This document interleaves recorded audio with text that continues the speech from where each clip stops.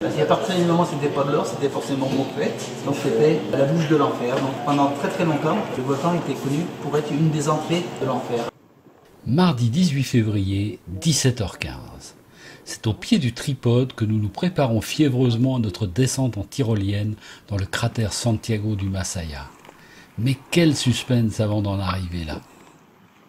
C'est que le couple présidentiel nicaraguayen a invité le funambule américain Nick Valenda à traverser le cratère du Masaya sur un câble. Et le parc a été fermé pour la préparation de cet événement. Durant une douzaine d'heures, notre voyage fut compromis. Un grand bravo à Tanguy pour avoir si habilement négocié la confirmation de nos autorisations.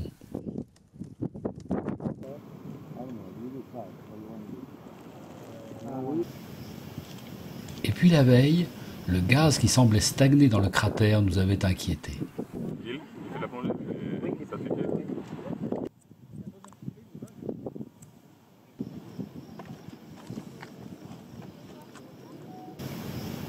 Mais après le coucher du soleil, depuis le point de vue du parking, il nous avait semblé que la visibilité s'améliorait grandement.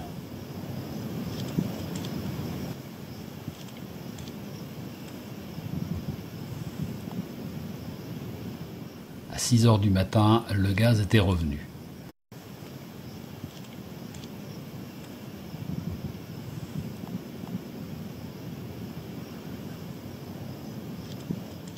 Alors Rodolfo et Tanguy ont décidé de descendre la nuit. C'était le bon choix. Rodolfo, c'est l'ingénieur qui a imaginé, construit, installé, testé cette tyrolienne qui va nous déposer tout en douceur et en sécurité sur la première terrasse du cratère. Il va descendre le premier et nous assurera au point d'observation qu'il a repéré et préparé. Donc tu te rappelles, Florent, de bien faire attention où se trouve le nœud. Ça change de couleur. Ouais. Tu peux me parler toi ou pas? Moi je peux te parler, ouais. Bon bah écoute, La seule difficulté, le départ. C'était un peu émouvant de se lancer le dos tourné dans le cratère en pleine nuit. Une fois en bas, on me mit une saucisse dans le bec et en route pour le premier point d'observation. Un point de vue exceptionnel avec 2 lacs de lave contigus. L'activité semblait assez calme à mon arrivée.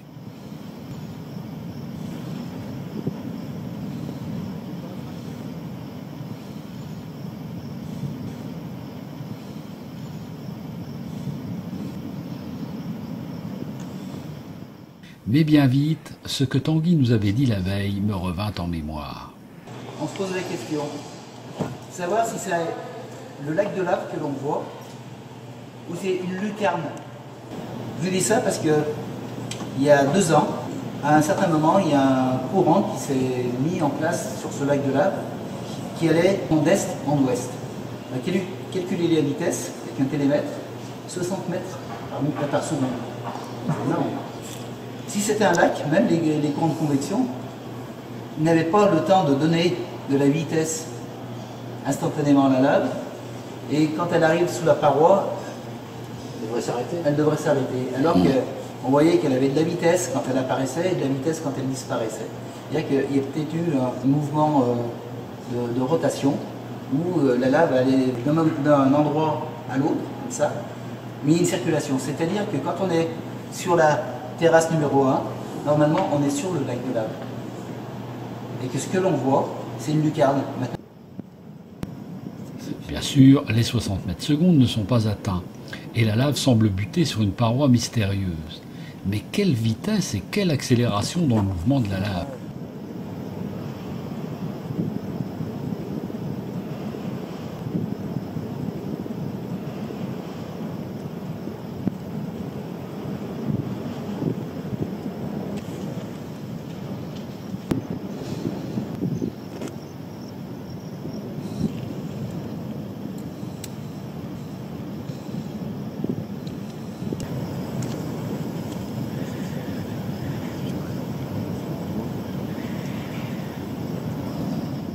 Quelques minutes plus tard, le lac de droite semble se figer, mais celui de gauche se réactive. Un mouvement de rotation, disait Tanguy.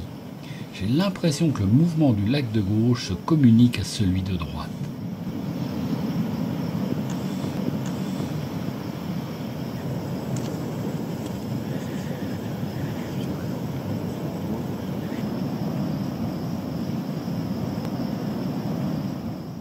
beaux épisodes de spattering concluront cette séquence.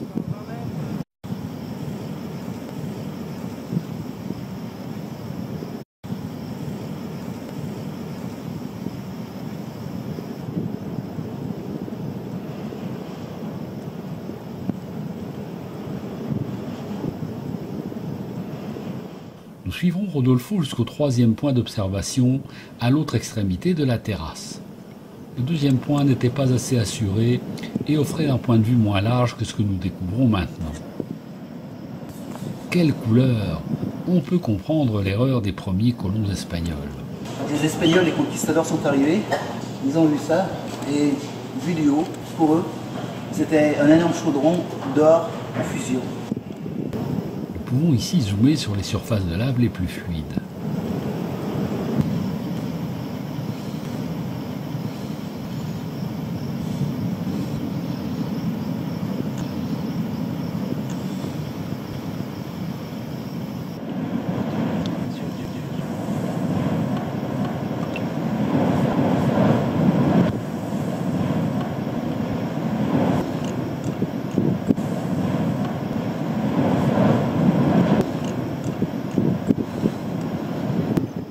De grandes plaques refroidies font tampon entre la lave fluide et ce qui doit être la paroi du lac.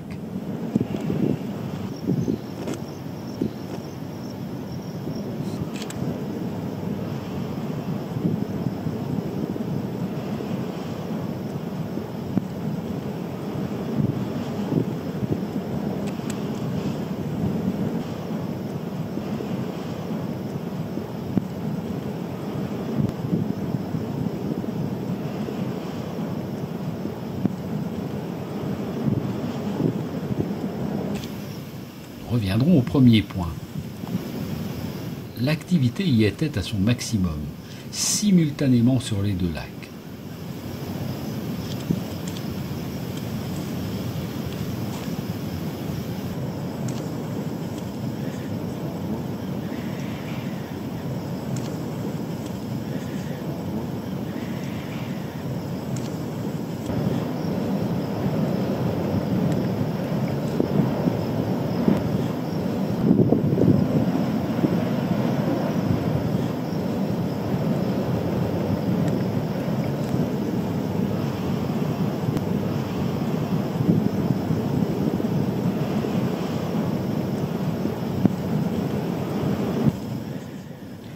Première fois, je pourrais zoomer sur le lac de gauche sous deux angles différents.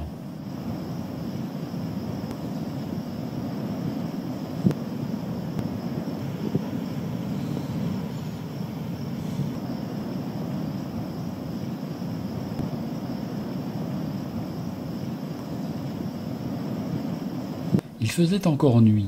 L'envie nous prit de revenir au troisième point. Je ne dirai rien, c'est beau. Tout simplement.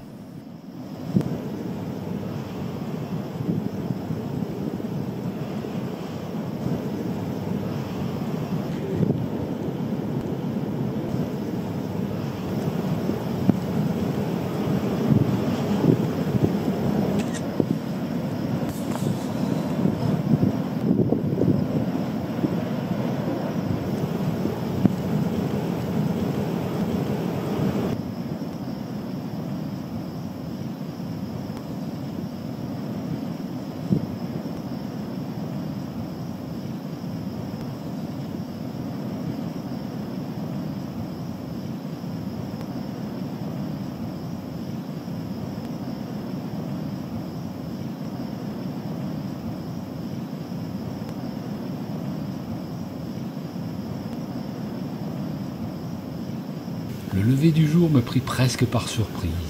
Les parois mystérieuses de la nuit s'éclairaient enfin.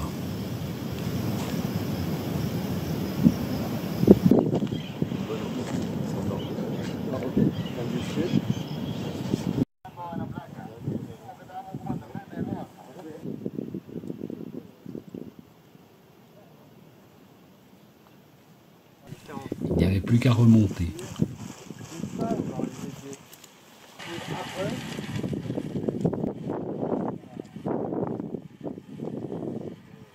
Tanguy passera bien vite pour jouer l'interprète au sommet.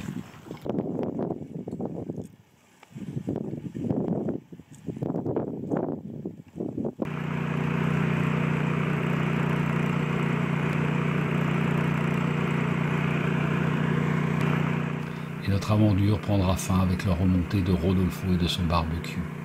Quelle journée il aura passé!